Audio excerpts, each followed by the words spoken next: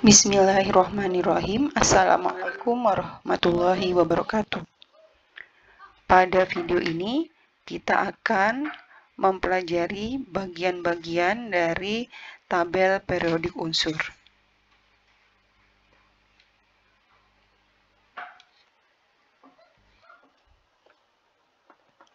Baik, tabel periodik unsur. Ada 3 hal yang harus kalian ketahui tentang tabel periodik unsur, yaitu yang pertama adalah golongan, yang kedua adalah periode,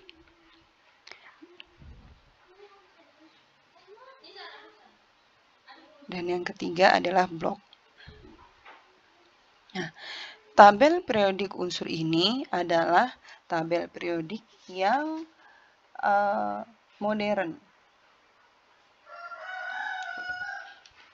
Golongan ditunjukkan dengan bagian vertikal. Jadi, ini ada golongan 1A yang terdiri atas hidrogen hingga fransium. Ini golongan 1A. Kemudian 2A, berilium hingga radium. Nah, ada yang berakhiran A, ada yang berakhiran B. Kita bahas yang A dulu ya. Nah, 3A dari boron hingga ini NH, 4A dari karbon hingga Fl. Selanjutnya 5A hingga dari nitrogen hingga Mc, 6A oksigen hingga Lv, 7A fluor hingga Ts, 8A helium hingga Og. Nah, yang berakhiran A yaitu 1A hingga 8A ini disebut sebagai golongan utama. Golongan utama bisa menggunakan konfigurasi elektron Bohr untuk menentukan posisinya. Kemudian untuk periode ada 7, ditunjukkan dengan yang mendatar. Oh maaf, yang B ya, ada 3B, 4B, 5B, 6B, 7B, 8B-nya ada 3, ya, ini 3BSC dan seterusnya, kemudian 4B, TI hingga RF, 5BV sampai DB, 6B, krom hingga di bawah, kemudian mangan hingga seterusnya, ini adalah 7B, kemudian 8B ini ada 3, besi hingga seterusnya, kobal hingga seterusnya, nikel dan seterusnya sampai ke bawah, itu adalah golongan 8B. Kemudian yang 1B ada tembaga dan seterusnya sampai ke bawah. Kemudian yang 2B, seng dan hingga ke bawah. Nah, untuk semua ini, jadi yang berakhiran B, yaitu yang 1B hingga 8B, ini disebut golongan transisi. Nah, kemudian yang ketiga, nah ini ada yang disebut dengan deret lantanum, ya, dari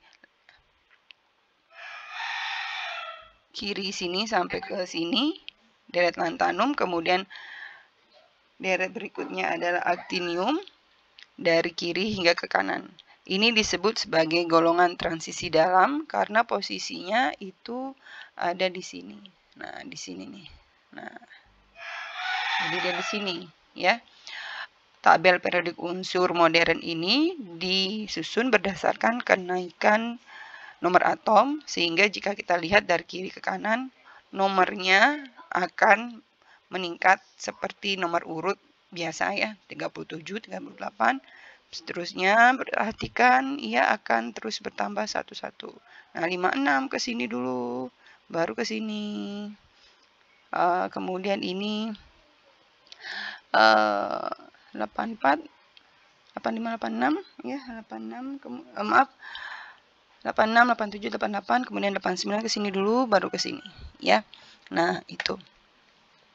Untuk golongan 1A, 1A atau golongan utama, golongan transisi, dan golongan transisi dalam, itu semua bisa ditentukan menggunakan konfigurasi elektron menurut mekanika kuantum. Jadi paling aman menggunakan yang mekanika kuantum. Nah, selanjutnya setelah golongan ada yang disebut dengan periode. Periode ada 7 ya. Periode pertama dari kiri ke kanan hanya terdiri atas hidrogen dan helium.